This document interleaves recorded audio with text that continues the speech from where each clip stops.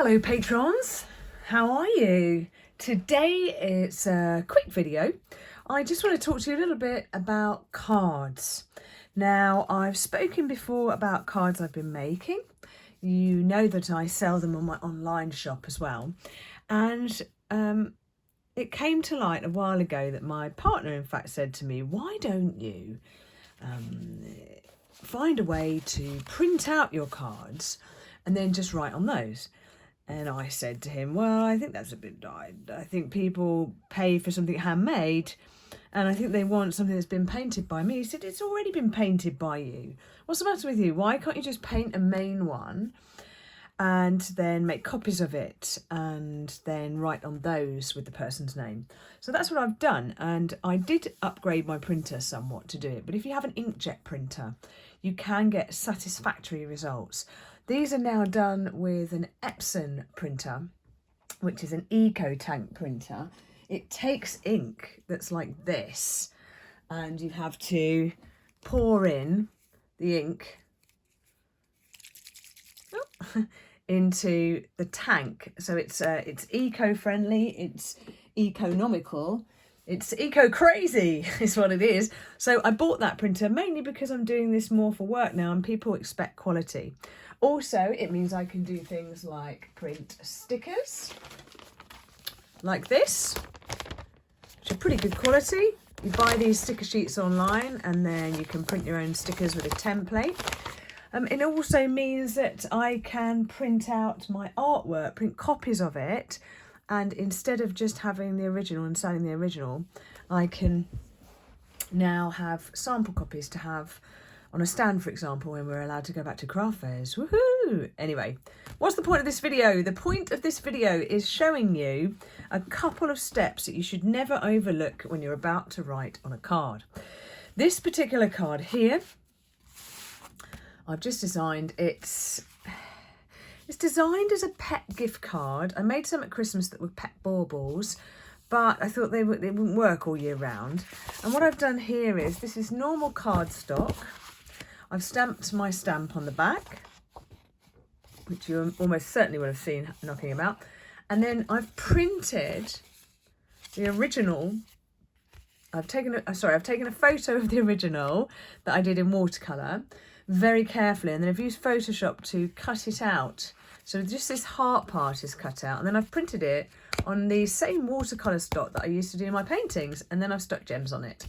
So it gives it a bit of a sparkle. I came up with the idea of doing paw print heart because I wanted to include all different kinds of paw prints in there. And I don't just want to give someone a piece of paper if they're doing a gift certificate for one of my artworks. So today I'm just going to show you what I'll do is I'm actually going to end up sending this to a very, very, very dear friend of mine who's lost a dog in the last 3 days. A really painful time.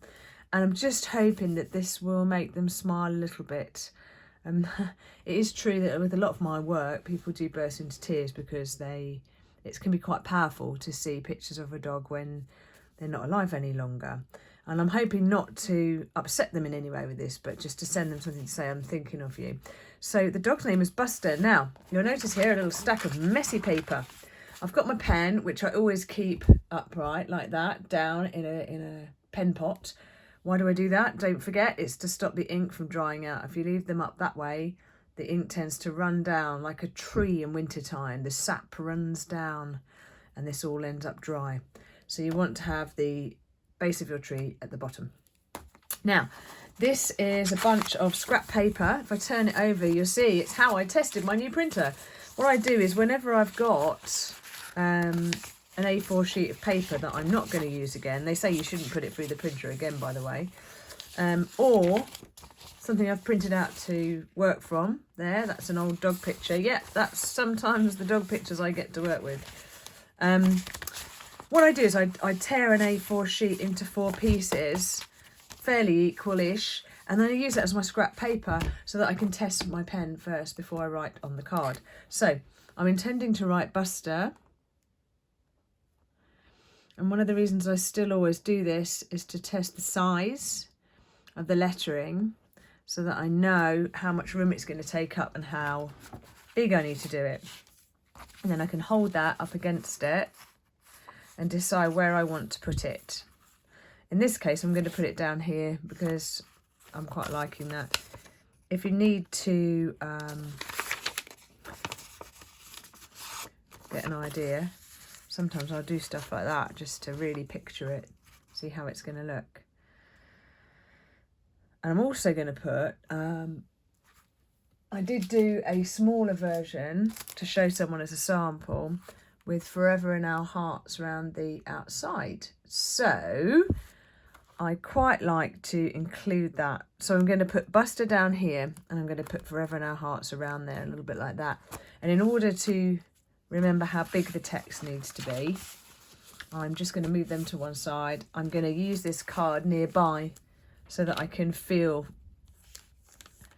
and remember that there's not much of a gap there. So don't make your writing too tall. But I do need to start nearly down at the bottom here. So I'm going to turn the card. I'm going to turn the card, and as I write it, I'm going to move the card around. Okay. Some people like to, sometimes I can't write and talk at the same time. Some people like to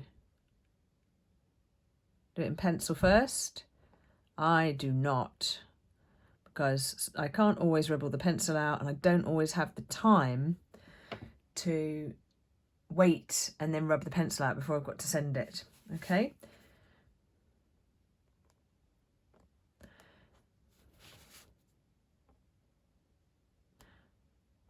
And that's, so it all plays to the efficiency that I've been taught over the years.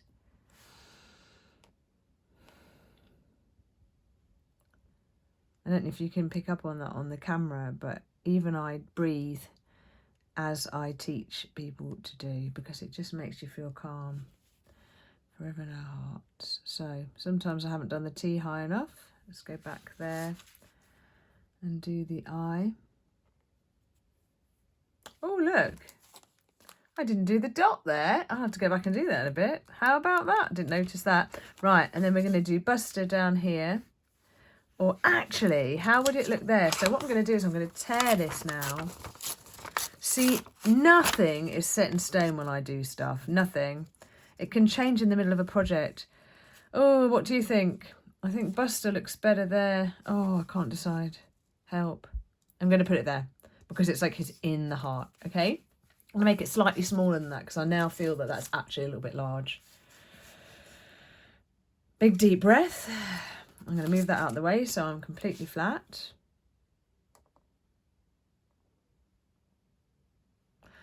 And I like to think this is the sort of thing, they might even frame this when they get it, just for themselves. It's not something I'm going to put on social media because it's kind of personal. Oh. And now, see, I've done it a bit smaller in the end. So look, I've still even kept that bit for later. And now it looks so lovely. I'm going to send that to them. I'm going to do the envelope. I'm going to address that. And then I'm going to wax seal it as well. So watch one of my other videos. I'm going to talk about my wax seal equipment coming up. I do hope this inspires you to do cards of your own. You don't have to do every single card from scratch. I'm now going to write this one here, which is for someone else. And I'm going to follow exactly the same principle. So join me next time for my next video. And thank you, as ever, for supporting me, every single one of you. It means a lot and it inspires me to keep going. So thanks very much.